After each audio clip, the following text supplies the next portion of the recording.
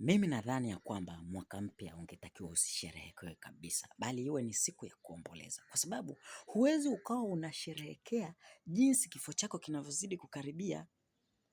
Unakuta mtu mwingine anasema naombeni mniwish nimeongeza mwaka mwingine.